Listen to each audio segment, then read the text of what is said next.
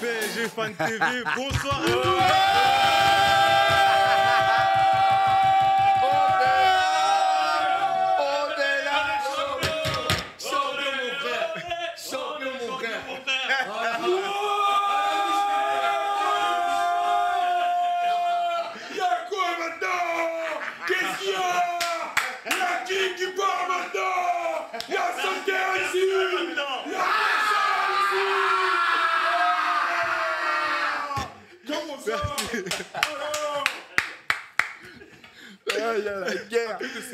Bienvenue, chers abonnés, dans cette nouvelle édition de Paris en parle. Émission spéciale à bien des égards. Il y a plusieurs raisons.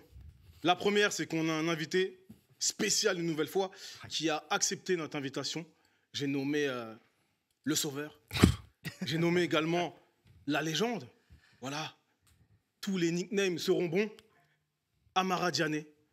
Amara Diané, merci d'avoir accepté cette invitation. Bravo.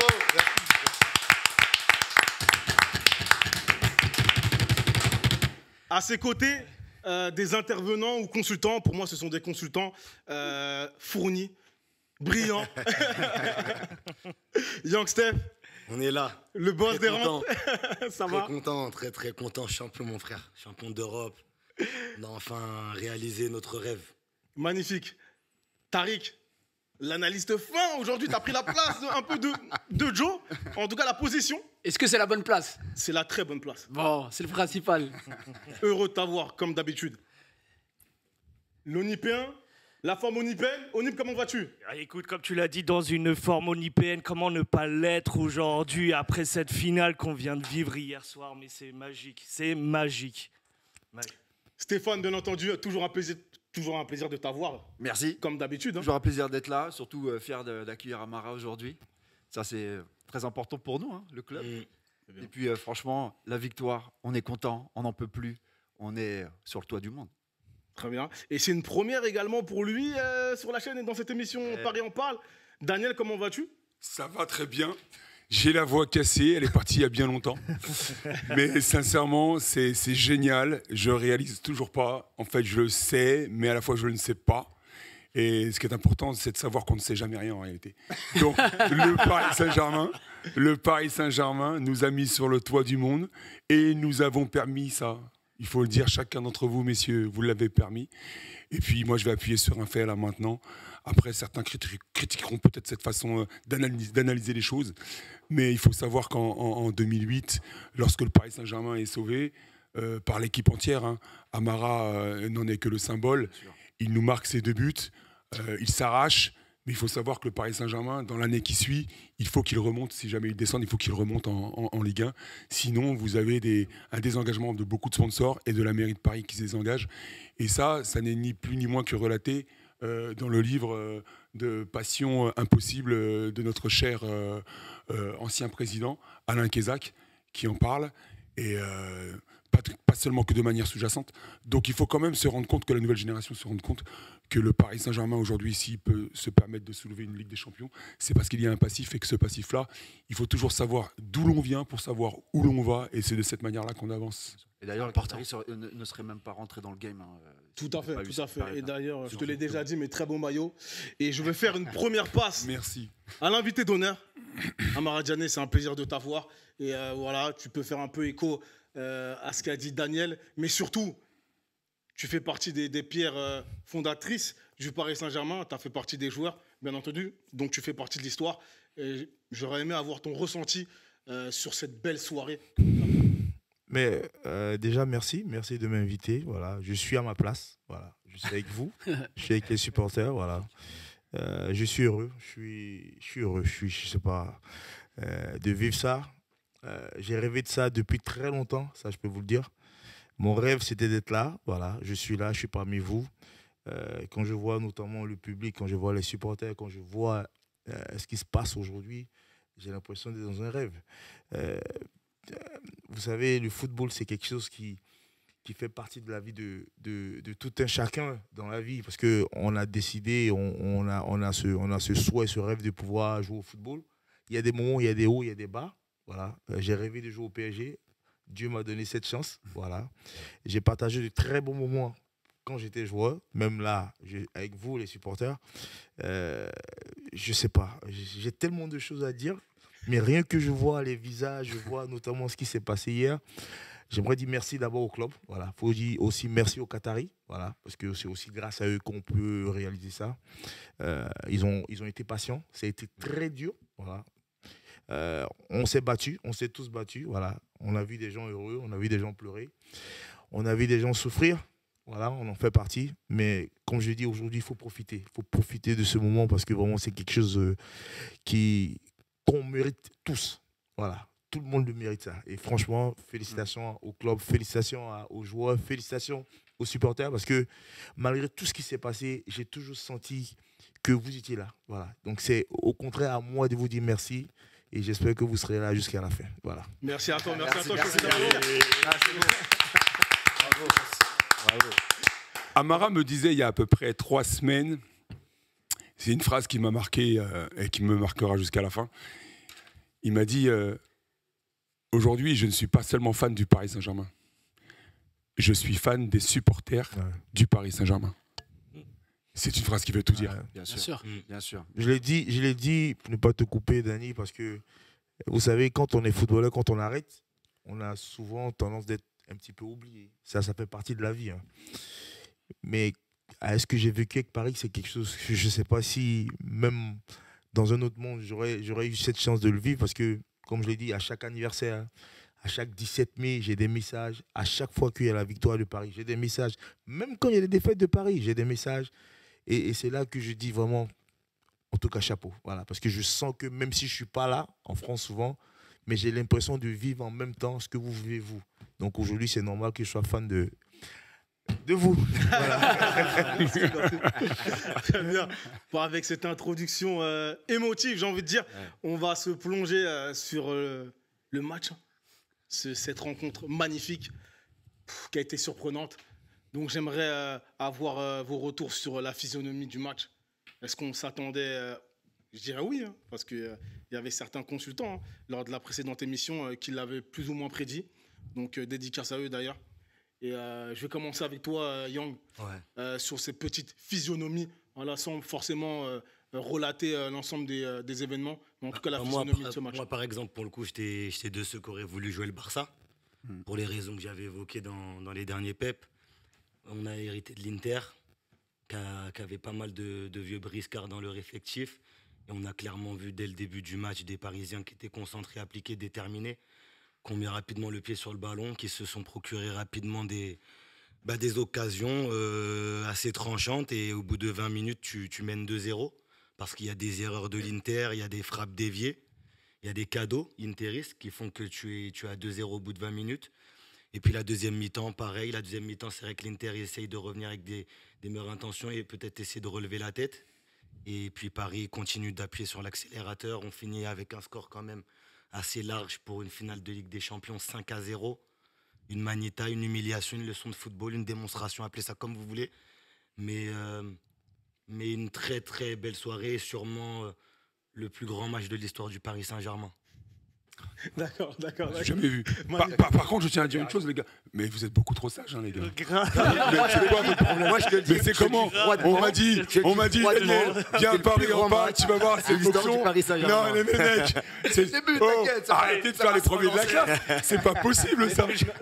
Tarek, d'habitude, t'es pas sage. Ok, voilà. Hein, on a beaucoup parlé sur les spaces. Ok, il est troublion quand il. Et puis il amène aussi un peu de piment, et ça, c'est très bien. Donc, les gars, arrêtez d'être aussi sages, s'il vous plaît. Merci. On n'est qu'au début, Daniel. Ça commence. C'est comme au théâtre, on monte en puissance. Alors, comme le PSG cette année, on monte en puissance. Ah, depuis. Onip, Oui. qu'est-ce qui explique cette puissance physique du Paris Saint-Germain face à l'Inter? Alors, tu sais quoi? Moi, j'avais des craintes quand même face à l'Inter au début. Quand on s'est réunis au Parc des Princes, j'étais à côté de Stéphane et tout. Et on était quand même pas bien au début. Hein. On se disait quand même c'est face à l'Inter qui a battu un Bayern de Munich de façon assez facile pour eux. Le Barça a beaucoup plus disputé.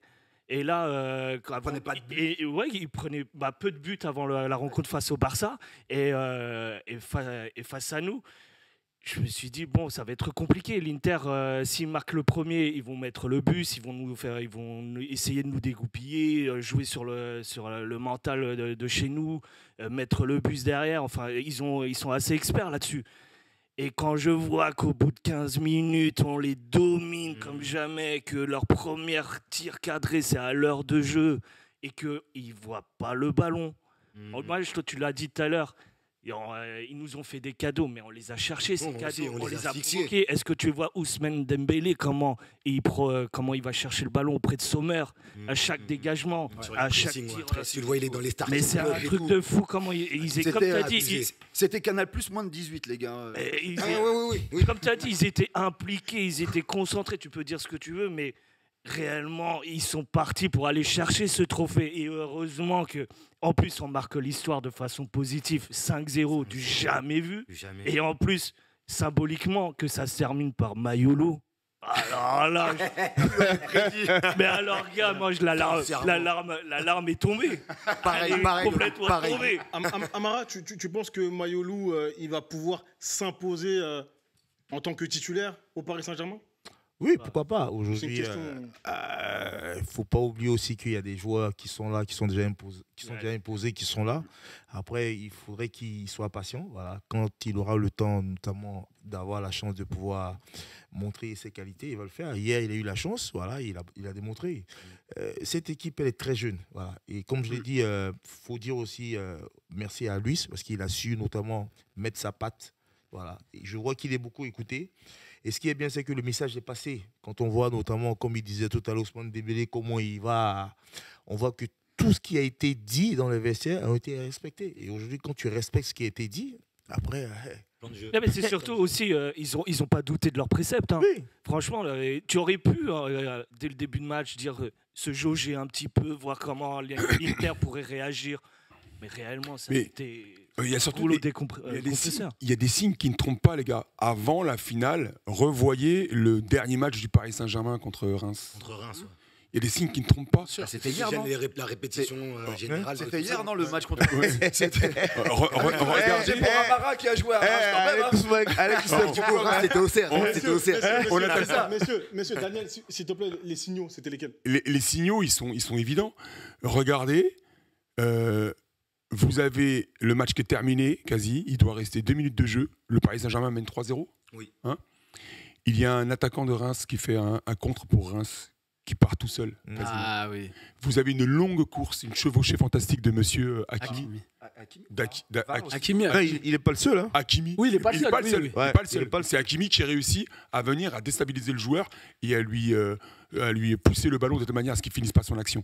Juste cette action-là démontre une détermination farouche, un état d'esprit, une philosophie qu'a mis en place Luis Enrique, qui montre que le Paris Saint-Germain avait décidé depuis fort longtemps de ne jamais rien concéder à l'adversaire. Mais t'as qu'à voir aussi l'action de Pacho. Parce que t'es champion. Sur la récupération de la balle en défense. Écoutez-vous, messieurs, sinon ça va être cacophonique. Non mais Pacho qui va récupérer la balle là. Qui sauve le corner. Fait Pacho Ninja. Complètement. Et qui va justement débloquer le ballon pour partir sur la transition à fond là. Voilà. Gvara et puis Dembélé, ouais. Mais rien que ça, ce que tu dis là, c'est avéré ici là. Ce qu'il faut retenir, c'est que quand vous avez Hakimi qui fait ça, l'équipe mène 3-0, c'est le dernier match du championnat. Paris est champion depuis longtemps. Ouais. Quel risque tu vas prendre alors que tu as une finale à jouer et que tu pourrais te dire mais je vais pas aller risquer de me blesser, de me faire une élongation ou quelque chose comme ça, une déchirure musculaire. Non, tu y penses pas. Pourquoi? Parce que tu as tellement alimenté ton cerveau de choses positives que ta tête, elle a alimenté ton corps y suit. À partir de là, on est d'ores et déjà dans une projection qui fait que tu ne crains rien de ce Paris Saint-Germain-là. Moi, personnellement, oui, par respect pour l'Inter, j'ai craint une éventuelle opposition plus farouche de l'Inter. Mais en aucun cas, j'ai craint quelque chose de négatif envers le Paris Saint-Germain, comme pour me dire on va passer à côté de notre finale. C'était impossible. Les signaux étaient tous au vert. Les planètes étaient toutes alignées. Mais Daniel, juste un truc, l'enjeu principal réellement du match face à l'Inter, c'était, comme tu l'as dit, le championnat, on l'avait gagné bien longtemps. La finale de Coupe de France, une semaine avant, ils ont tellement dominé l'équipe de Reims que l'enjeu principal en fait d'hier, c'était savoir si l'intensité l'intensité, voir s'ils étaient en rythme face à l'Inter qui avait encore des enjeux que le week-end dernier, par exemple. Savoir si réellement ils étaient au niveau, principalement c'était ça le doute que j'avais. Et Amara me l'a dit très bien, il y a aussi le mental qui joue. Complètement. Après c'est le contraire, parce que tu arrives sur cette finale-là, l'équipe qui a des certitudes sur le rythme, sur la confiance, c'est le Paris Saint-Germain. Contrairement à l'Inter qui a joué le titre jusqu'au bout, mais physiquement, tu savais qu'ils étaient à la rue. C'était très compliqué. Pourquoi comment tu savais ça qu'ils étaient à la rue? En regardant leur match, et même t'avais l'impression que le retour de Lautaro Martinez, ça allait être le retour du Messi, mais quand tu sais que t'as pas de rythme depuis plus de 3 semaines et que même avant le match contre le Barça, il était déjà blessé. Le rythme, c'est Amara qui va le mieux en parler que moi, mais tu le récupères pas avec des entraînements. C'est les matchs qui font que tu as du rythme, et surtout pour une finale de Ligue des Champions. Donc pour moi, les certitudes, elles étaient du côté du Paris Saint-Germain. Comme Daniel l'a dit, le retour d'Hakimi à la 93e minute, ce gars-là, moi, faudra m'expliquer. Moi, Hakimi, je n'ai jamais vu un joueur, pourtant on a connu N'Golo Kanté, je n'ai jamais vu un joueur avec autant de coffre, autant de cardio que Achraf Hakimi. Pour moi, ce gars-là, je l'avais dit, mais son corps, il doit être présenté à des scientifiques, à la NASA, je sais pas quoi, mais c'est incroyable ce qu'il fait physiquement. Les allers-retours, en plus, surtout pour un latéral, prendre son couloir comme ça, offensivement, défensivement, du début jusqu'à la fin, et qu'il lâche rien du tout, c'est fou. Et les certitudes, pour moi, elles étaient du côté du PSG. Et dans mes plus grands rêves, mes rêves les plus fous, j'aurais jamais pu imaginer un 5-0 comme ça. Rebondir sur ce qu'il dit sur Hakimi, parce qu'avec Onip, on a parlé dès le début du match, sur les premières minutes. Je lui disais, j'ai envie de voir un Hakimi tout de suite dans le match. Pourquoi ? Parce que pour moi, Hakimi consolide notre équipe. C'est-à-dire, mentalement, il va arriver avec sa puissance, avec sa vitesse, avec son altruisme aussi, parce qu'il est beaucoup dans le jeu, il est dans la distribution. Et je me dis, si Hakimi, il est présent là dès les premières minutes, ils le seront tous. Ça va être dingue pour nous, le match. Bien sûr. Le match va être facilité, entre guillemets. Et en fait, c'est ce qui s'est passé, c'est lui qui marque le premier but. J'ai une question pour Amara. Ouais. Tu as été footballeur professionnel, tu as joué au Paris Saint-Germain, je le répète. On a beaucoup entendu des critiques sur les joueurs, notamment l'hygiène de vie, notamment Ousmane Dembélé lorsqu'il était au Barça. Bien sûr. On avait cette peur un peu avant qu'il vienne au Paris Saint-Germain, en tout cas pour les plus sceptiques. Est-ce que ça joue vraiment? Comment t'expliques que le Paris Saint-Germain, même à 90 minutes, était encore capable de faire 90 minutes de plus? C'est l'impression que j'ai eue en tout cas. Est-ce que tu peux nous donner un petit, un petit avis par rapport à tout ce qui est préparation physique? Comment ça se passe en fait en interne? Au fait, il y a plusieurs étapes. Il y a 2 choses. Voilà. Il y a le physique et il y a le mental. Souvent, ça peut arriver qu'on ait des baisses de régime. Ça, c'est normal parce que le corps humain, c'est comme une machine. Il y a des moments, voilà. Après, c'est le mental qui joue. Comme il disait tout à l'heure, tu peux être à la 80e minute et tu es mort. Tu ne peux plus avancer. Mais mentalement, tu te dis non, là, tant que l'arbitre ne l'a pas dit fin de match, j'arrête pas. Et c'est là, je ne vais pas dire inconsciemment, mais consciemment, la tête, tu te dis non, je ne lâche pas. Parce que ça arrive, le corps, il y a des moments où tu ne peux pas avancer, tu es fatigué. Mais tant que mentalement, tu te dis, tu te donnes les moyens et que tu vas réussir, eh ben, tu vas le faire. Voilà. Le cerveau commande les hommes. Et ces histoires d'hygiène de vie Non, c'est important. L'hygiène de vie, c'est important parce que ça te permet notamment d'avoir du bon carburant dans la voiture. Voilà, tu ne peux pas avoir une voiture diesel et mettre de l'essence. Après, je pense qu'il y a des joueurs qui ont dû prendre conscience qu'aujourd'hui, le football, c'est encore plus court qu'avant. Voilà, ça va vite. Comme je le disais tout à l'heure avant l'émission, on verra plus de joueurs à partir de 16-17 ans dans les championnats. Ça, c'est clair et net. Avant, on te dira il faut que tu aies peut-être 22, 23 ans pour être vraiment au top niveau. Mais maintenant, à partir de 16-17 ans, on trouve que tu dois déjà être au top niveau. Ça, c'est clair. On verra aussi à partir dès qu'on dit un joueur à 27, 28 ans, on dirait qu'il est vieux. Nous, à notre époque, quand tu as 30 ans, on te dit ouais, il est vieux. Mais maintenant, 27, 28, on trouve que tu es vieux. Donc, il y a plus de travail mental que les gens le font maintenant. Parce que si mentalement, tu ne suis pas le rythme et que tu n'es pas intelligent, il y a des choses qui vont couler. Et les jeunes, ils ont compris qu'il faut travailler physiquement, mais mentalement, c'est très important. Après, comme j'ai dit, Ousmane, il a dû peut-être avoir quelqu'un, voilà, mentalement, qui l'a aidé. Mais je pense aussi qu'une clé aussi, pour qu'un club puisse avancer, il faut que l'entraîneur soit vraiment vraiment, vraiment au-dessus. C'est-à-dire qu'il faudrait que le message qu'il donne aux joueurs passe. Vous savez, on parle souvent de José Mourinho. C'est quelqu'un que tout le monde respecte. C'est un entraîneur qui n'a jamais joué. Mais je me rappelle quand souvent je parlais un peu avec des anciens comme Didier, tout ceux qui me disaient, souvent dans les discours qu'il avait, c'était quand il avait un match et même quand il voyait que son équipe était peut-être pas au haut niveau, voilà, ou était pas peut-être physiquement, il avait toujours tendance à faire ça. C'est-à-dire, il appelait les joueurs, chacun, il leur disait, écoute, voilà. Oui, lui, il s'appelle tant, oui, lui, il est ça. Mais toi, t'es qui? Oui. Mais montre-lui que oui, lui, il est ça, mais toi, t'es meilleur que lui. Et quand on te dit ça, tu te dis, attends, si José Mourinho me dit ça, mais c'est que je peux faire. Et après, tu te dis quoi? Ah, j'oublie. C'est pour ça que souvent on voit dans les box, on voit un mec, ça fait 10 ans, il est meilleur, et un jeune qui vient, qui a 20 ans, pam, il prend sa place. Pourquoi? Au départ, quand le jeune il vient, il a peur, parce qu'il se dit, attends, là, je suis devant un ténor. Il n'y a pas à faire de dire, oui, il est âgé, non. Mais là, le mec, c'est un ténor. On l'a vu avec Tyson. Tyson, il s'est battu avec Holyfield, mais personne ne le croyait. Il a battu une fois. On a dit, ouais, peut-être, il est revenu, il a battu une deuxième fois. Et bien, c'est comme ça. Ça se passe là, dans la tête. Et aujourd'hui, je pense que le travail mental qu'il a fait, Luis, mais c'est exceptionnel. Mais Amara, Parce que j'ai une question pour toi. Parce que moi, je voulais Oui. pas trop te couper. Vas-y, Mais Stéphane. sur ce fameux but que tu marques Oui. en 2008, Oui. tout à l'heure, tu parlais du mental, tu parlais du physique. Dans quelles conditions tu étais à ce moment-là quand tu marques ce fameux but? Je l'ai dit, moi aussi, j'ai fait ça. D'abord, c'est grâce à Dieu, ça c'est clair. Mais c'est grâce à Pedro.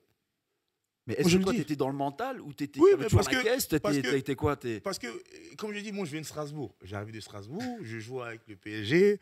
Là, j'ai Pedro qui fait partie des meilleurs attaquants au monde. Oh, l'État. Et Oh, lui, il l'État. te dit, écoute, Amara, écoute, si on gagne ce soir, c'est grâce à toi. Attends, t'imagines? Le mec Ah qui te ouais. dit ça. Le mec, tout le monde scande son nom au Portugal, partout. Et lui, il va venir me dire à moi, un joueur qui vient de Strasbourg, Avant le match. Hein. avant le match. Après, tu te dis, mais attends, si lui le dit, c'est que je peux. Et après, il est là, il lâche pas. Amara fait ceci, Amara fait cela. Ça rentre. Ouais, va, comme ça, c'est comme ça, c'est comme ça. Et à un moment donné, on a commencé à être des binômes. Même en championnat. On a fini le championnat ensemble, on a fini les coupes ensemble. Mais c'est mentalement. Et je pense qu'aujourd'hui, ce cap-là, Ousmane il a dû le passer, je pense. Et un exemple, il n'a pas marqué hier. Voilà. Mais il a fait un top match. Il a Tu vois, avant, il y avait des joueurs qui étaient à Paris. Non, il faut que ce soit forcément moi. Ouais. Voilà. Mais aujourd'hui, c'est pas ça. Aujourd'hui, on voit que l'état d'esprit, il est ouvert. L'altruisme. Voilà. L'altruisme. C'est Doué qui met 2 buts. Mais on sait qu'il y a eu des matchs en Ligue des Champions où c'est Ousmane qui nous met des buts. Et c'est grâce à lui on se qualifie. Et comme j'ai dit, ça se voit. Même si nous, on ne partage pas ces moments-là avec eux dans les vestiaires. Mais ça se sent, ça se voit. Et après, comme j'ai dit, le club, ils font ce qu'il faut. Pour vous, les supporters, pour nous. Et après, qu'est-ce que tu... Comme il a dit, c'est le karma. Karma. Après, si tout est fait pour réussir, écoute, voilà. Comme depuis tout à l'heure, vous parlez du mental. Et il y a une chose que vous avez mis en avant sans la citer à proprement parler, c'est la pensée. La pensée, elle nourrit toujours vos émotions. Si vous avez des pensées négatives, vous aurez des émotions négatives. Mais si vous avez une pensée qui vous dit « je vais réussir, je vais cartonner, je vais prendre sa place », ce match-là, c'est le mien. Gagner. Je vais le gagner. Cette action-là, c'est la mienne. Je vais la conclure. Le ballon, c'est le mien. La pensée, elle nourrit les émotions. Les émotions agissent sur le comportement. Le comportement agit sur le résultat. Denis, À partir de là, je ne vais pas te couper. Un exemple tout con, je vous pose la question.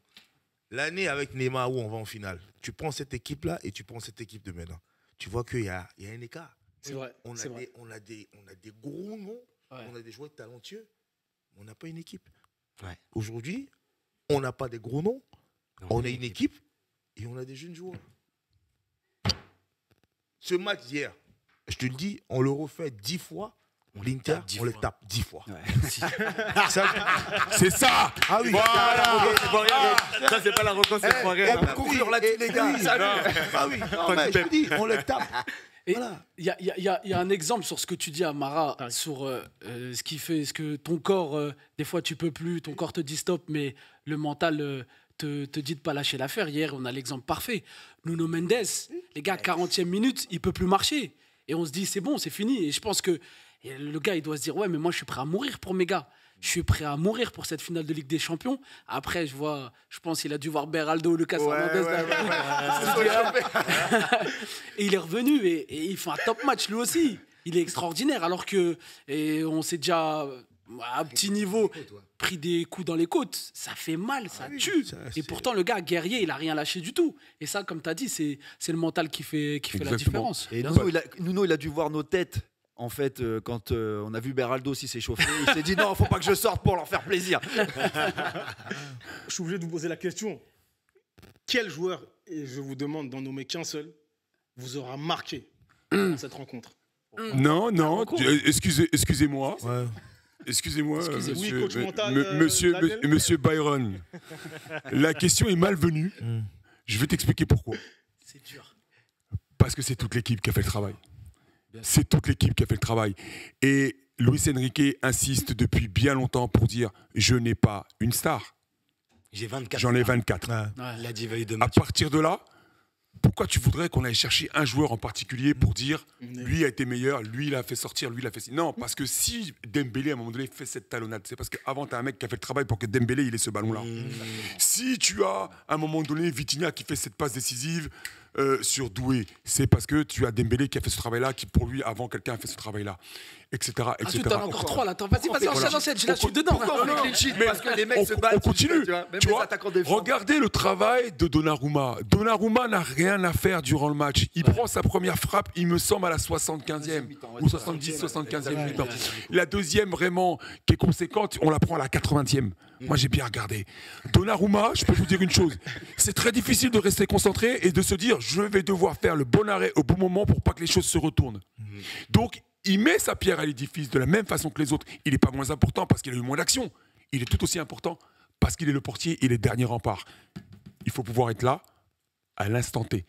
Donc, quoi qu'il en soit, tout ce temps qui sont le banc, le staff, le mec qui vous apporte la bouteille d'eau, tout ce temps qu'ils sont, ils ont amené une énergie, ils ont développé une pensée qui a généré une émotion, qui a généré un comportement et qui a donné un résultat.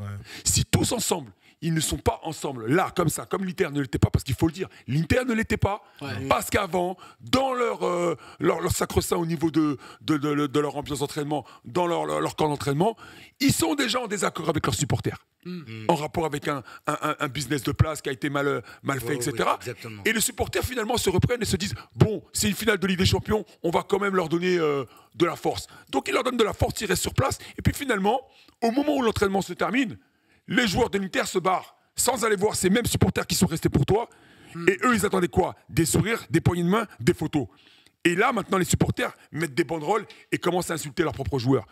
La pensée négative. L'émotion, négatif. Le comportement, négatif. Le résultat, négatif. Et la saison, Daniel, et la saison négative, saison blanche, saison bredouille. Mais je vais même revenir à ce qu'il dit par rapport au match que tu poses en 2008.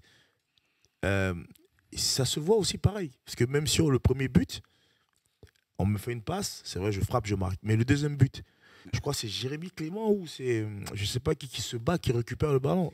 C'est Clément qui récupère. Ouais. Mais il est fatigué. Mais il la récupère. Après, il est lucide. Le ballon, il arrive. Le ballon, je dois tacler. Oui. Mais c'est une équipe. Et à chaque fois, depuis 2008 qu'on me pose la question, je l'ai toujours dit, oui, j'ai marqué. Mais sans cette équipe, je n'aurais pas pu. Bien sûr. Et l'équipe, elle va toujours être plus forte que l'individu. Mais bon, tu t'arraches quand même sur le but. Oui, bien sûr. On se voit vraiment que t'es au bout du bout. Parce que je me dois de me battre pour mon équipe. Voilà. Je joue dans cette équipe. T'es attaquant du PSG aussi, donc t'as forcément des qualités. Mais à un moment donné, quand tu vois cette équipe, il n'y a rien à dire. On ne va pas dire qu'ils sont... Mais c'est parfait, dans tous les sens. Comme il a dit. Pour ça, on ne peut pas choisir. Donnarumma, on lui donne la chance de faire que 2 arrêts. Voilà, parce que l'équipe se bat. Parce que les défenseurs sont là, les attaquants sont là, les milieux sont là. Tout. Mais même quand tu regardes Enrique, regarde Luis comme il est sur le banc. C'est vrai, il est stressé. Mais peut-être qu'il y a quelques années, tu allais voir, il était... Mais non, tu vois que même quand il parle, il est... Parce que le message est passé. Et il y a des choses que tu n'as plus besoin de dire ou de redire. Et à chaque match, l'équipe progresse. Je l'ai dit, on n'est pas dans le vestiaire. Mais on voit que l'équipe vit. On voit. Ousmane, aujourd'hui... Je dis chapeau, il n'a pas marqué hier. Mais là, le match est vu. Encore une fois, finale de Coupe de France. Au moment de la photo, il y a les signes qui ne trompent pas. Au moment de la photo, regardez l'équipe qui se rassemble en face, ils sont 11 sur la photo. On est combien sur la photo des Parisiens? On est Tout le monde, tous. Et c'était la première fois qu'on. Tu vois des années. Tout le monde. Les gars, Sous QSI, c'est la première fois que c'est arrivé. merci. Et c'est ce que je dis. Moi, j'aimerais que vous dites merci à Dany, parce que Dany, c'est quelqu'un que je connais, ça fait quasiment avec ce temps. Et on se parle. Lui, il vit le football du PSG, lui. Je ne sais même pas s'il dort, lui. Il est dedans. Non, sérieux. On s'appelle. Quel que soit où je suis, que je suis à Paris, que je sois. Mais on parle. Et il y a des moments où il me dit oui, mais. Et on a eu à ce que je lui ai dit. Le jour, il est là, ça fait quasiment plus de. Le jour où Paris va aller dans le même sens, tu ne vas pas reconnaître l'équipe. Il est là, tu peux lui demander. Mais aujourd'hui, qu'est-ce que tu veux? Dany, moi, j'ai Après, c'est- j'ai changé il y a quelques temps avec lui et on se prenait la tête. Ouais. Je n'étais pas d'accord avec lui. Parce que pour moi, j'étais de ceux qui disaient il faut une star. Il faut des têtes de gondole. Moi, le bling-bling, j'étais dedans. Hein. Messi, Neymar, tout ça. T'es là, mais non. Ça a été éprouvé. Ce concept a été éprouvé. Bien sûr. Les stars ont fait gagner aussi des clubs. Ils ont fait gagner des Faut clubs. dire, Et c'était là faut où je lui donnais des exemples. Mais il te disait, c'est pas fait pour nous, c'est pas fait pour Paris. Moi, j'étais pas d'accord avec lui. C'est mais non, mais t'es obligé de mettre un Mbappé, un Neymar devant, etc. Parce qu'il y a eu des CR7, il y a eu des Messi, il y a eu des C6, ceux-là. On se prenait la tête sur ça. Et finalement, regarde, on se retrouve ce soir, après avoir gagné la Ligue des Champions. Et le gars, il avait raison. Il avait la vision. Et je te parle de ça, c'était il y a 3 ans. C'était il y a 3 ans. Donc, impossible de s'imaginer. Mais le gars, il avait la vision. Il faut dire ce qui est. Tout à fait. Non, c'est. Et tu sais, juste pour revenir, parce qu'à travers les réponses de Daniel et Amara, c'est vrai que tu peux pas ressortir un joueur et le mettre dans un coup de projecteur. Mais il y a quand même tout de même sur le match des symboliques. Moi, je pense tout de suite, tu sais, à Marquinhos, les larmes de faim. Je pense à, tu sais, s'il y a un nom que je dois ressortir, moi, parce que qui m'a marqué par rapport à la suite du match et au moment où on soulève ce trophée, c'est les larmes de Marquinhos. Je me suis identifié à lui. C'est l'un des rares qui a été présent depuis le début. J'ai quasiment, lui en tant que joueur et moi en tant que supporter, on a vécu les mêmes désillusions, les mêmes humiliations, les mêmes joies au contrario. Et tu vois que, je peux que ressortir Marquinhos. Enfin non, il y en aura d'autres, mais qu'est-ce que t'as Marquinhos pensé de son match symboliquement, Qu'est-ce que son t'as match, pensé de il a son été solide. Hein. Il a été franchement pour l'une des rares fois, et pourtant je le critique avec ce problème de brassard et tout, mais en tant que capitaine, il a assuré de A à Z. Il a été parfait. Et je pense qu'en réalité, ça c'est a un très été bon un des capitaine, hein. moteurs. Oui, mais par moments, des fois, quand on était dans la difficulté, je le voyais un peu en retrait, je le voyais pas être en avant ou remobiliser son effectif. Là, hier, ça a bien tourné. Donc, bien évidemment, il a su les remobiliser ou en tout cas garder le droit chemin. Mais sa réaction, que ça soit à 2-3 minutes avant le coup de sifflet de finale et le après, il y a tout qui remonte. Il y a tout qui remonte à ce moment-là. De toute façon, il a tout qui remonte. Moi, je peux peut-être parler un petit peu de son ressentiment. Pourquoi? Peut-être parce qu'aujourd'hui, c'est vrai qu'il est plutôt à la fin qu'au début, oui. Bien sûr. Mais tout ce qu'on a vécu. Mais aujourd'hui, il est dans une équipe qui écoute. Je ne sais pas si, il y a quelques années, je suis d'accord avec les toi. joueurs qui étaient là, ils écoutaient. Voilà. Parce qu'à un moment donné, Marquinhos, je ne sais pas s'il va dire à Messi ça, il ne va pas le dire. Justement. Il va C'est pas pour dire ça ça que je à mettais en Neymar. doute. Voilà. Donc, je pense qu'aujourd'hui, il est dans une situation où... Même à Mbappé. Voilà. Il est dans une situation, c'est vrai, il est plutôt à la fin qu'au début, mais il est là, il y a beaucoup de jeunes. Et ce qu'il transmet, on le voit. Parce qu'il a sa légitimité Voilà. pour parler. Et voilà. Et il est écouté. Et quand c'est comme ça, tu es plus à l'aise. Mais tu es quelque part où tu parles à des joueurs qui ne t'écoutent pas. Et même si tu as des choses à dire, tu ne peux pas dire. Oui, parce que derrière, tu as un entraîneur qui Voilà. appuie ton autorité. Voilà. Et c'était pas C'est pour forcément ça le cas. que j'ai dit aujourd'hui, Puis tu as des journalistes je te aussi dis, qui je foutent la te merde. dis, je te dis, cette On va en parler. cette victoire d'hier, moi je te le dis, elle appartient même plus aux supporters qu'aux joueurs. Parce que c'est une continuité de ce que tout le monde a vécu. Ce qui s'est passé hier, il y a eu la victoire, ils ont la coupe. Mais quand je vois les supporters du PSG, mais je te dis, mais là c'est un rêve. Et ils ont été plébiscités par l'Europe entière.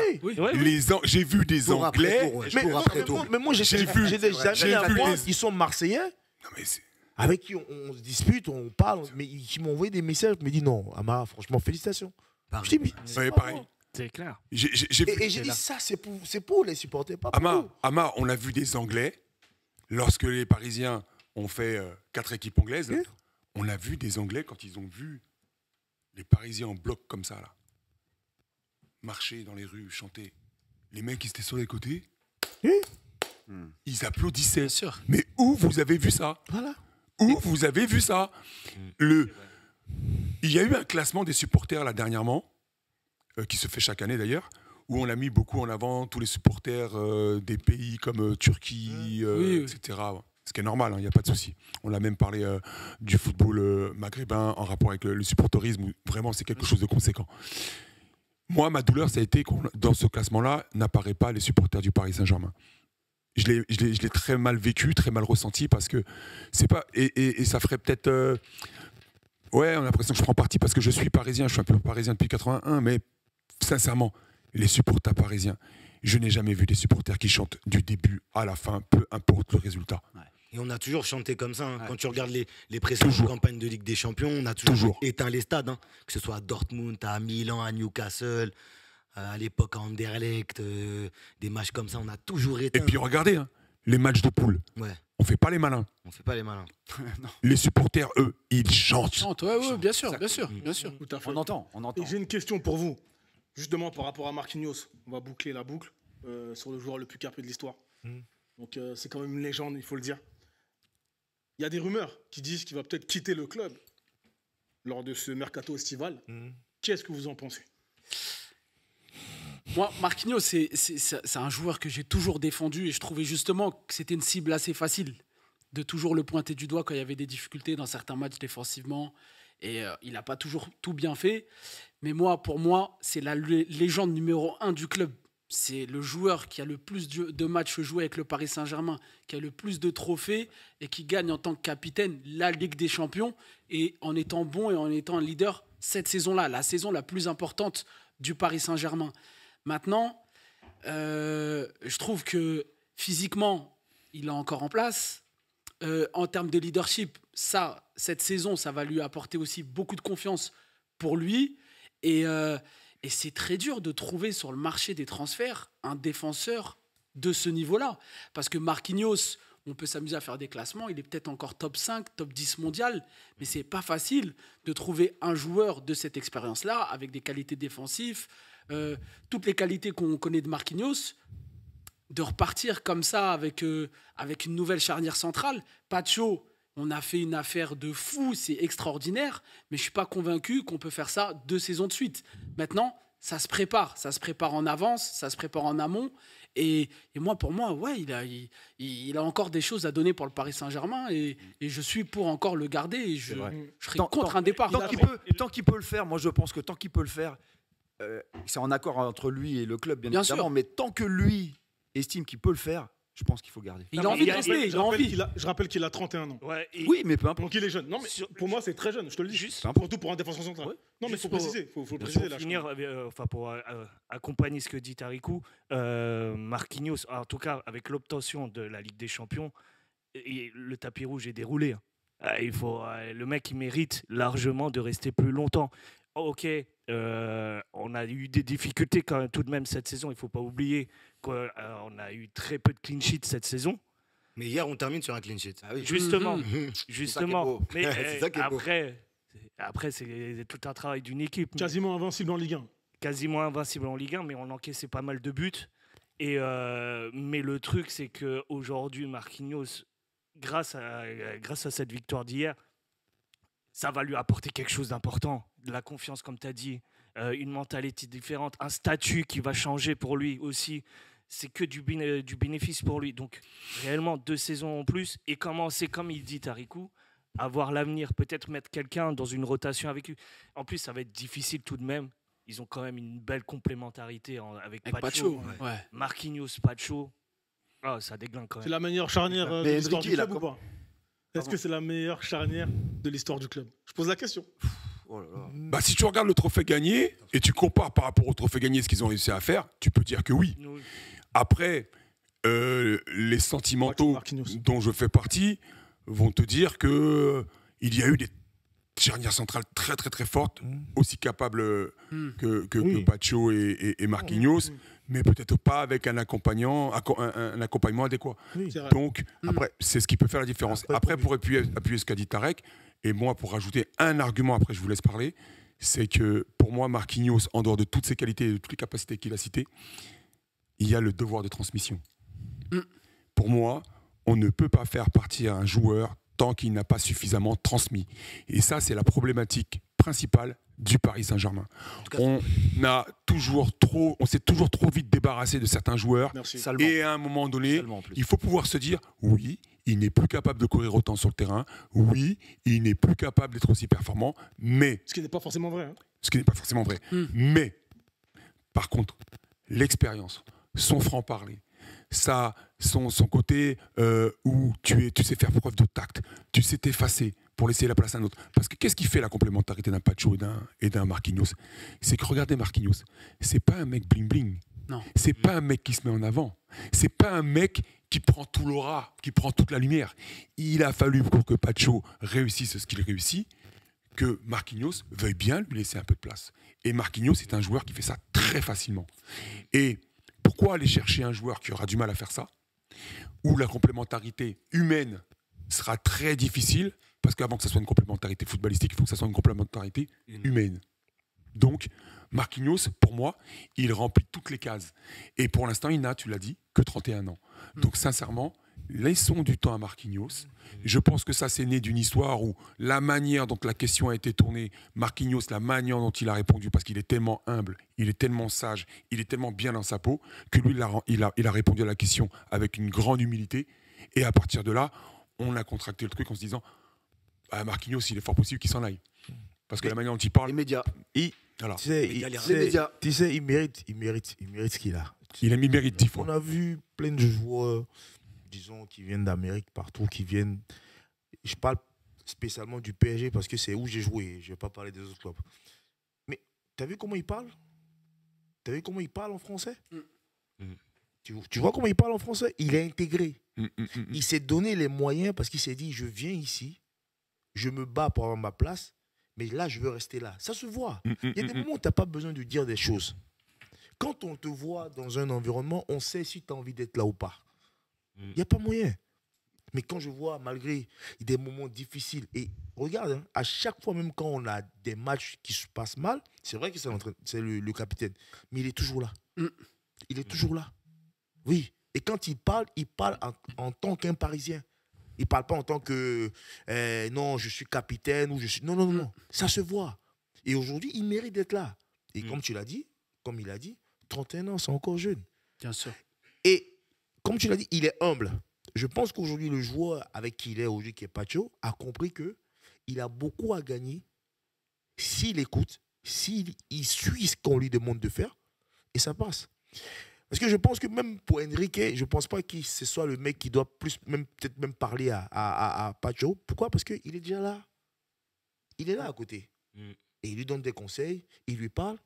Et même si souvent il peut avoir des lacunes, tu vois que Pacho, il compense. Et ça, c'est important.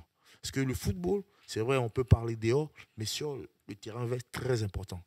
Et ça se voit que les joueurs l'écoutent. Et moi, je dis... Pour moi, il faudrait le garder encore. Oui, il faut le garder. Mais Enrique a commencé déjà à le faire tourner un petit peu parce qu'il n'a pas joué tous les matchs, il n'a pas forcément été tout le temps titulaire. 22 matchs de championnat. Voilà, c'est ça. Donc, tranquille. Je pense qu'il y a peut-être aussi ce côté où on essaie d'anticiper un peu cette période où Marquinhos sera peut-être un petit peu moins performant, on va dire peut-être même physiquement, je ne sais pas, on peut toujours l'anticiper. Et je pense qu'Enrique fait très bien ce travail-là et fait bien tourner son effectif dans tout ce qui est l'aspect futur. Et franchement, c'est top. Si Marquinhos, il est géré comme ça, il faut le garder. J'ai une question pour vous. Et là, vous pouvez faire intervenir les Parisiens que vous voulez. Parce que pour moi, j'estime que ce trophée doit revenir à un Parisien. Donc, on va parler du fameux Ballon d'Or. Voilà, pour la valeur que vous lui donnez. Aïe. On va commencer par Dembélé, bien évidemment. Sûr. Mais il y en a d'autres. Achraf Hakimi notamment. Hakimi, bien sûr. Ou d'autres, hein, c'est le Paris Saint-Germain. J'ai entendu que c'était 24 joueurs. Mais c'est vrai. Young Steph, quel est ton sentiment? Parce que là, on peut en parler. Le Paris Saint-Germain est vainqueur de la Ligue des Champions. Moi, la saison, elle est finie. Hein. Il faut commencer la propagande, là. Commencer fort. Et moi, la mienne, elle est autour d'Ousmane Dembélé. Ousmane Dembélé, on peut me dire ce qu'on veut, qu'il ne marque pas en finale. Ouais. Mais il marque en demi-finale, il marque en demi-finale aller, il fait passe des demi-finales retour. Et hier, il est à l'image des dernières semaines de la saison avec nous, c'est-à-dire qu'il est dans l'altruisme. Il redescend chercher des ballons, il est aussi dans le pressing. On l'a vu sur les gardiens adverses qu'on a pu affronter sur les derniers matchs. Et surtout, il distille, et c'est lui qui organise un petit peu. Peut-être une façon pour lui de se faire oublier parce que tout l'hiver, tout le printemps, en tout cas le début de printemps, il était en pétard, il était monstrueux et du coup il avait acquis une position de 9, forcément il était étudié ensuite par les défenseurs. Donc maintenant peut-être que sur les dernières semaines il avait fait ce choix-là de se mettre un peu en retrait au niveau de son positionnement sur le terrain. Mais au niveau du rendement, ça n'a rien changé parce que le garçon il est toujours aussi décisif, il est toujours aussi clairvoyant, il est toujours aussi bon dans ses choix. Et on l'a encore vu hier en finale, où même s'il ne marque pas, ou même si tout le monde aurait voulu, par exemple, à 3 ou 4-0, le voir marquer par rapport à cette question du Ballon d'Or, il est encore sur le terrain, 90 minutes, à s'arracher. Et voilà, tout simplement Ousmane Dembélé, parce que pour moi aussi, c'est une leçon dans le football. On a beaucoup enterré ce joueur-là quand il était au Barça. On lui a reproché pas mal de choses, l'hygiène de vie, les blessures, le manque de sérieux. Mais on a toujours mis en avant son intelligence de jeu. Même le manque de professionnalisme. On a toujours mis en avant ça. On n'est pas chez lui, on n'en sait rien. Et un garçon quand même qui arrive avec l'étiquette de crack quand c'était à Rennes. Non, pour moi, c'est une leçon de vie si demain il venait à prendre le Ballon d'Or. Et moi, en tout cas, je souhaite qu'il puisse le prendre. Tu sais, on ne met pas en avant quand même le côté, le travail de l'ombre d'un joueur. C'est vrai que depuis les vainqueurs des Ballons d'Or, ça a été parasité par des Lionel Messi et Cristiano Ronaldo avec les stats qu'ils ont pu avoir. Maintenant, pour nous, même en tant que joueur ou en tant que supporter, tu as cette vision-là qu'il faut faire des stats pour pouvoir avoir des récompenses individuelles. Mais le travail d'Ousmane Dembélé, que ce soit à Aston Villa où il a laissé briller intelligemment Doué et Vara, et pareil pour cette finale où il va chercher des ballons face à la surface de réparation, la nôtre, il fait des allers-retours comme à un moment donné, comment il va presser Sommer. Combien de touches il a pu gagner grâce à son pressing face aux gardiens. Messieurs, s'il vous plaît. Mais c'est incroyable ce que fait Ousmane Dembélé. Même s'il ne marque pas et il n'est pas forcément passeur décisif, il faut quand même tout de même récompenser ce type de joueurs qui font tout pour leur équipe ou qui font briller ses coéquipiers. Moi, je ne vois pas... Alors, on pouvait concurrencer avec un Rafinha, mais Ousmane Dembélé est largement au-dessus. Cette saison, pour moi, il est largement au-dessus et il le mérite. Et c'est vrai que tu as raison. Les Espagnols ont commencé de leur côté. Il faudrait qu'on commence, nous aussi, par Ousmane Dembélé. Après, franchement, ça me paraît évident. Pour moi, ça me paraît évident.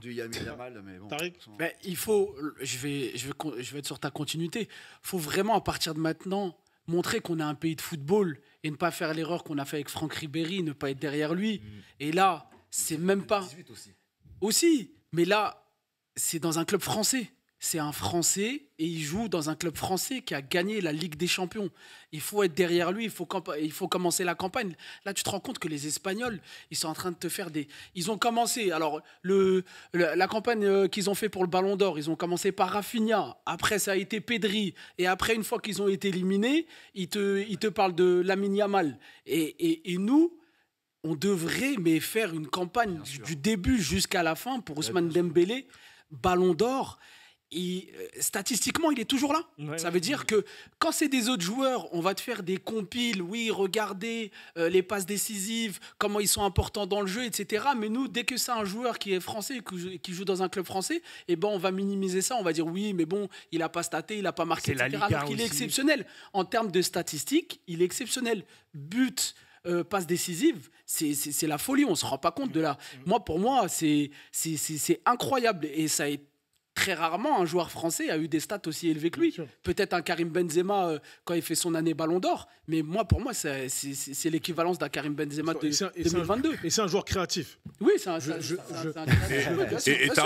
Et Tarek, est-ce que tu dis vachement bien en plus, mais qu'il faut encore souligner par rapport à tout ce que tu as dit, c'est tout le travail de l'ombre de Dembélé que beaucoup de joueurs offensifs au monde ne font pas. Bien sûr. Bien sûr. Ballon, tout ça. Le reproche qu'on nous a fait dans l'ancien Paris Saint-Germain, c'était d'avoir des attaquants qui ne défendaient pas. Et qui couraient. Ça nous a coûté cher. Le Real Madrid, cette année, qu'est-ce qui leur coûte cher? Des attaquants qui ne défendent pas. C'est bizarre. Cette année, ça s'est croisé. Le Paris Saint-Germain a inversé la balance. Pourquoi? Parce que justement, Luis Enrique, il a fait valoir sa philosophie en disant aux gars, les gars, à la perte du ballon, on a 5 à 6 secondes pour le récupérer et nos premiers défenseurs sont les attaquants.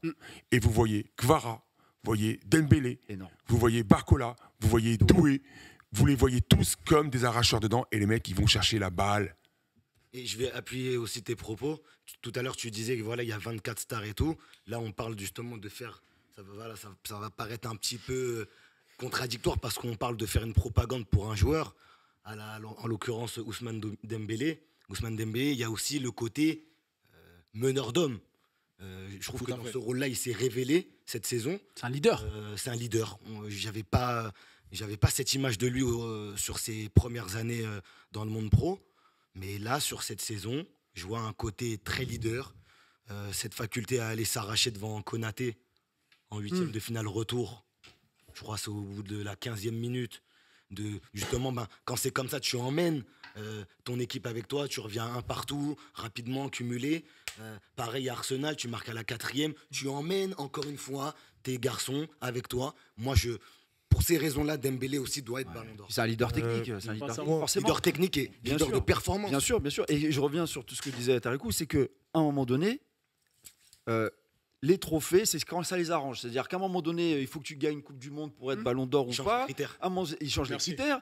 Et un jour, pour moi, là, aujourd'hui, il faut qu'un mec qui soit Ballon d'Or, c'est un mec qui a gagné la Ligue des Champions. Terminé. Oui. Et aujourd'hui, alors qu'on soit français, pas français, parce qu'on peut dire aussi avec Hakimi, etc. Mais aujourd'hui, effectivement, un mec comme Dembélé, il mérite son Ballon d'Or. C'est un mec qui a gagné la Ligue des Champions avec une équipe qui a tout raflé, qui a gagné contre toutes les équipes anglaises. Bref, pour moi, aujourd'hui, un mec qui gagne le Ballon d'Or, c'est un mec qui a gagné la Ligue des Champions. C'est tout. Moi, d'accord. Et en plus, ce que dit, excuse-moi avant, je te donne la parole directement, c'est vrai que Tariq a souligné le point qu'il était français, qu'il joue dans une équipe française.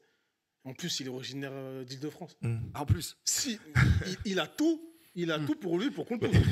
Il a tout pour lui pour qu'on le pose. Mec d'Evreux, quand même. J'ai toujours dit dans le foot, il y a des signes. Ouais. Moi, j'ai été attaquant.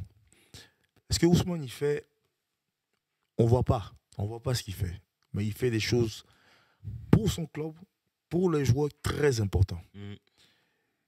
On remarque, aujourd'hui, au PSG, on a eu 2 joueurs qui sont arrivés. Il y a qui? Il y a Doué, qui est arrivé en début de saison.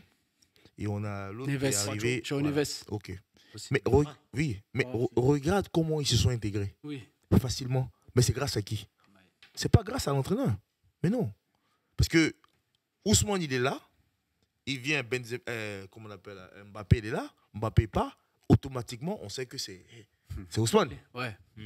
Mais je peux te dire, en tant que footballeur, quand on est attaquant dans un club, on est là, bon, entre guillemets, la star, on est le joueur, notamment. Quand on fait venir des joueurs, on a toujours ce sentiment que le joueur qui est là, qui est connu par le club, qui a fait des choses pour le club, est toujours au-dessus de celui qui vient d'arriver. C'est normal, parce que lui qui vient d'arriver, il a le temps de faire ses preuves.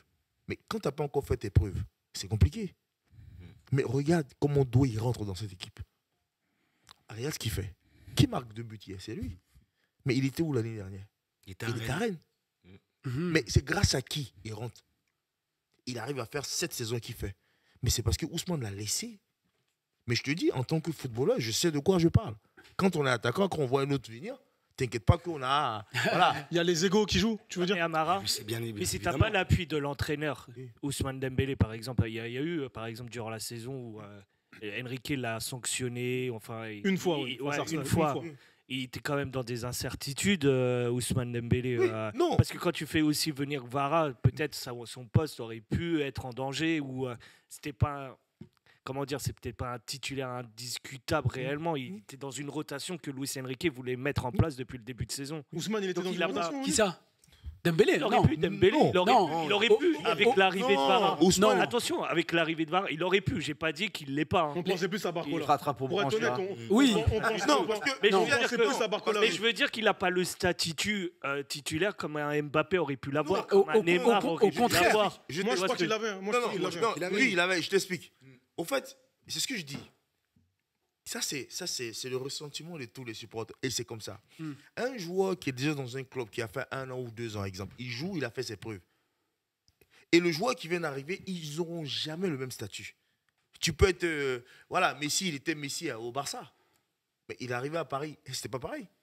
Exactement. C'était Messi, oui. On l'a C'est même comme allongé ça. derrière, Oui, derrière un mur. Parce qu'à un moment donné, quand tu arrives dans un club, tu quittes un club, tu arrives dans un nouveau club, tu as tout à refaire. Ouais, le contexte, Oui, bien il sûr. change. Donc quand tu arrives, tu es obligé. Après, je dis, Ousmane, il peut revenir, il peut foutre la merde, il peut se dire, écoute, oui, mais pourquoi? Oui, c'est... Mais on voit dans son attitude, il a été sanctionné. Automatiquement, il revient sur les rails, il se met pour l'équipe.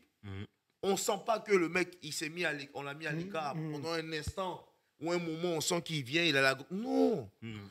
Il a compris, il se remet dans le bain et il montre qu'il a envie de progresser avec cette équipe. Et comme je t'ai dit, maturité. Et c'est difficile, notamment, je te dis, j'ai été footballeur, je sais comment ça se passe. Quand tu arrives dans un club ou quand il y a un joueur qui est déjà là, la première des choses, c'est de te dire, ah oui, il faut que je fasse mieux que lui. Ça, c'est normal. Pourquoi? Parce que tu viens d'arriver. Parce que si tu ne fais pas ce qu'il faut, on dira, ah oui, mais on l'a fait venir, écoute, voilà, il prend ça. Non. Mais pour ça, tu as besoin d'aide. Mais aujourd'hui, quel est le joueur qui peut plus t'aider à rentrer? Mais c'est le joueur qui est déjà là. Bien sûr. Moi, c'est ce qui s'est passé avec Pedro. Mon Pedro, il m'a beaucoup celui qui aidé. est dans l'appartement Voilà. qui ouvre la porte. Pedro, Je dis, t'a beaucoup aidé, tu dis? Oui, Pedro m'a beaucoup aidé. Je le dis et je vais toujours le répéter parce qu'il m'a aidé. Il y a des choses qu'il m'a fait comprendre que je ne comprenais pas.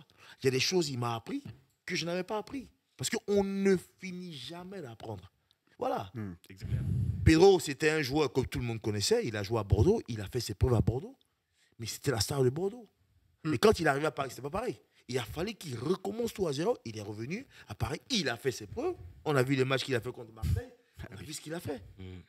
Même quand il était à la fin, on voyait comment il était. Peut-être que les gens disaient, ouais, physiquement. Oui, il y a des moments où c'était compliqué. Parce qu'avec l'âge, c'est compliqué.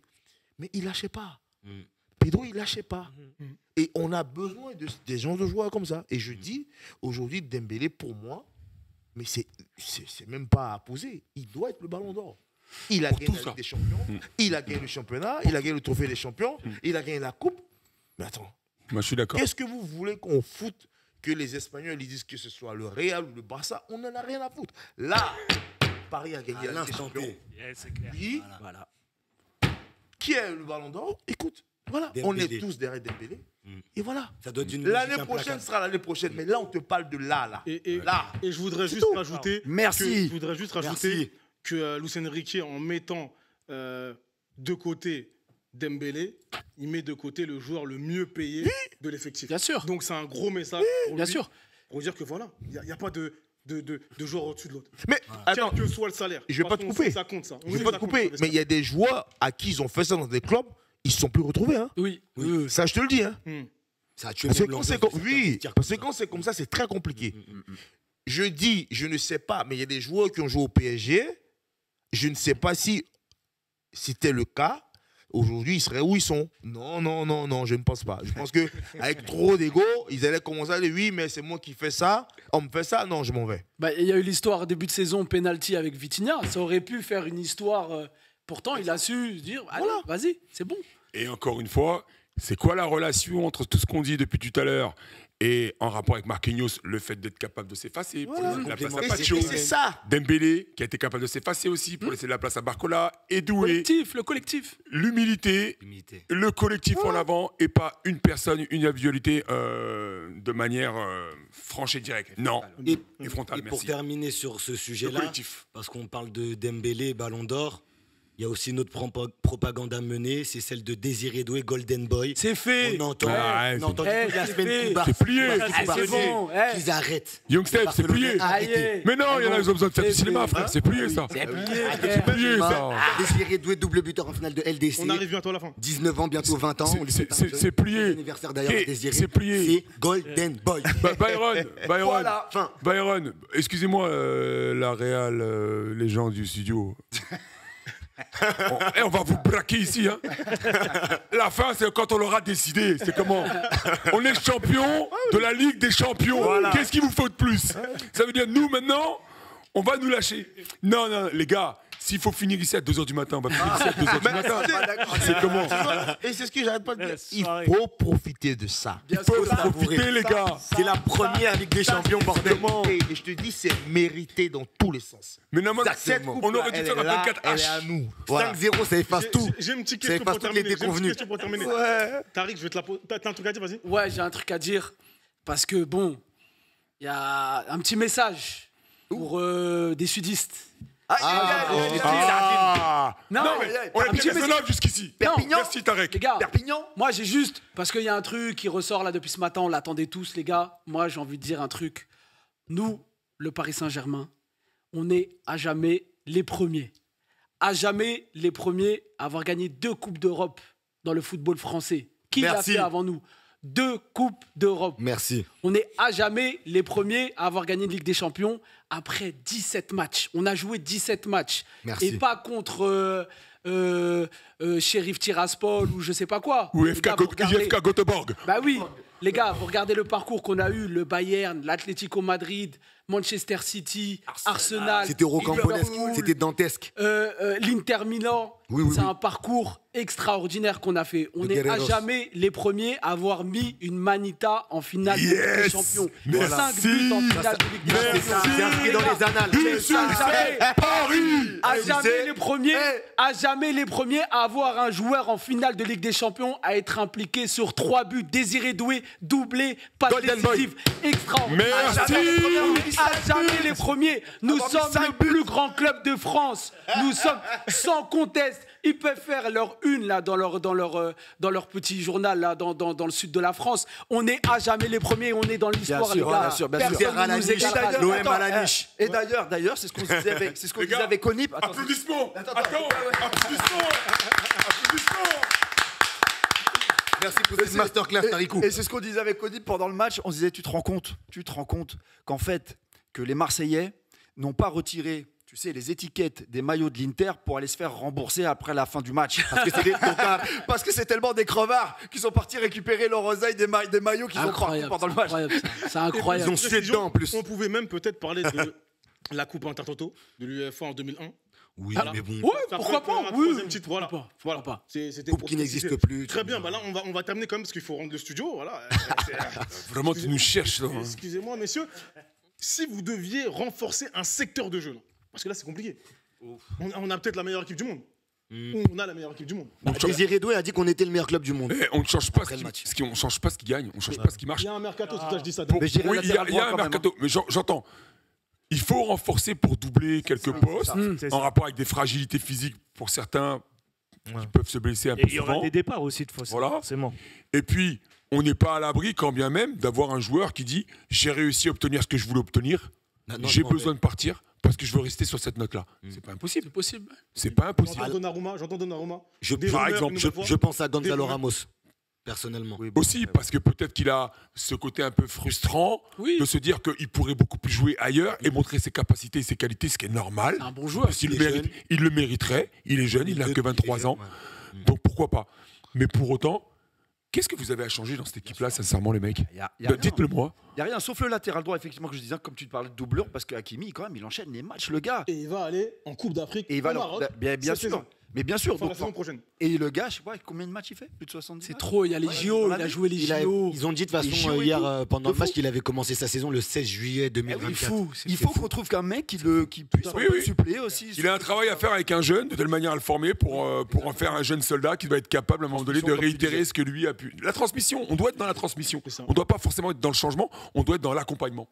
Non, mais les principaux changements, en tout cas dans l'effectif, ça sera au niveau sur le banc. Les titulaires, les 11, généralement, sauf si, comme Daniel le dit, il y a un joueur qui a besoin de nouveaux objectifs, des nouvelles ambitions, il veut trouver ça ailleurs, dans un autre club, bah, on ne va pas le retenir. Mais le principal, c'est la rotation, le banc. Il y a des départs qui vont partir. Gonzalo Ramos, certainement par frustration. On a entendu aussi un petit Barcola aussi. Et Ganguin aussi. Il aurait voulu être à la place de Doué, tu vois, alors qu'en début de saison, il était titulaire. Maintenant, il l'est moins parce que Doué a explosé. Bah, peut-être que lui aussi, il a peut-être des envies d'ailleurs et de trouver du temps de jeu. Il y a les Ganguin aussi. Hakimi, pareil, il lui faut une doublure. Et il y a tous les prêts qu'on doit vendre. Il faudra les remplacer aussi au niveau... Kolo Muani qui revient, c'est vrai. Exactement. Donc, non, le principal enjeu pour la saison prochaine, ça sera au niveau des remplaçants. Très bien. Tariq, tu voulais dire quelque chose? On arrive à la fin, désolé. Non, moi, c'était juste pour répondre à ta question, peut-être un vrai 6 de métier. Un vrai 6 de métier parce que Vitinha, il est exceptionnel, mais on n'est jamais à l'abri de blessures ou autres, donc un vrai 6 de métier. Ah. Voilà, moi, il y a vite fait, excusez-moi, il y a 2-3 choses sur lesquelles je voudrais finir. Déjà, moi, je vais remercier, parce que personne n'en a parlé, je vais remercier Thiago Silva. Ouais. Au monstro.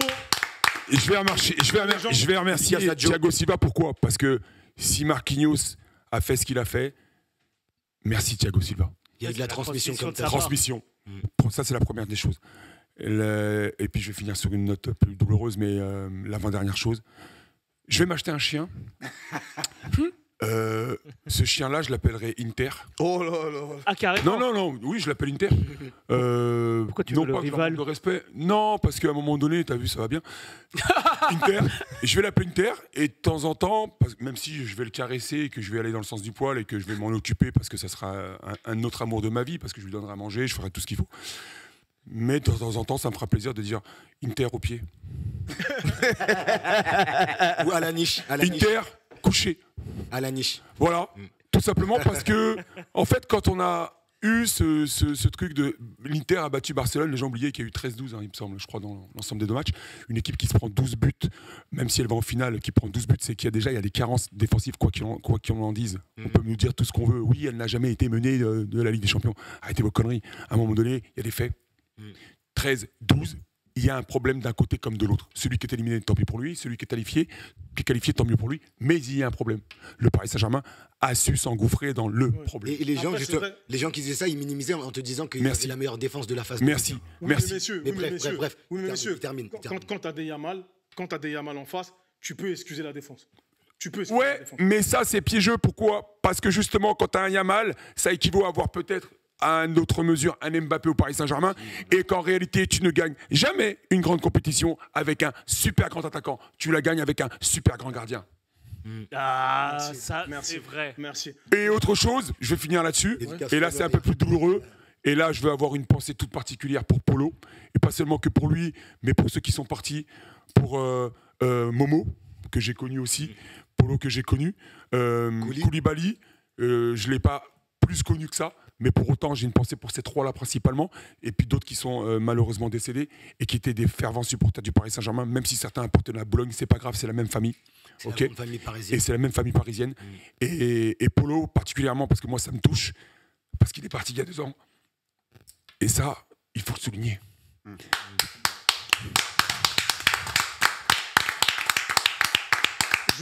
Je vais donner le mot de la fin à l'invité d'honneur. Le sauveur. The Savior. Amara Djane. Comme je l'ai dit, cette victoire, elle est méritée. Voilà. Elle nous appartient tous. Voilà. Elle appartient aux joueurs, elle appartient au club, elle appartient plus encore aux supporters. Comme je l'ai dit, j'ai vu des gens pleurer, j'ai vu des gens, comme il a dit Daniel, qui sont partis, qui ne sont plus là. Voilà. Aujourd'hui, il faut profiter. Voilà. On aura le temps de parler de qui doit partir, qui doit revenir, qui doit... Oui. Mais vous savez, cette victoire, il faut la savourer. Il faut la savourer. Bien sûr, il faut la savourer, les gars. Il faut la savourer, les gars. Les gars. On vient de très, très loin, les gars. De très, très, très loin. Merci énormément. De très, très, très loin. Amara Djane, merci à vous. T'es bien placé pour le consultant. Merci à toi, Daniel, pour ta première. C'était le feu. On a essayé. Merci à vous, chers abonnés, de nous avoir suivis toute cette saison magnifique. Je remercie également, et je ne l'oublie pas, Mathieu, qui sans toi, le studio n'aurait pas été présent. Donc voilà, on n'oublie pas. Merci à toi. Merci à la Sec Mimosa. Merci. Champion, les gars, on est champion. Merci.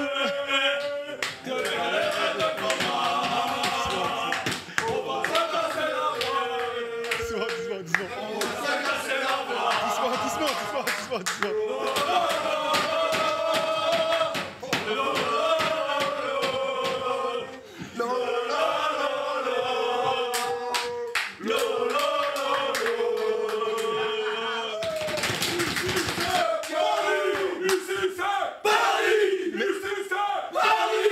Merci à la régie, merci à tout le monde, merci à l'équipe. À bientôt.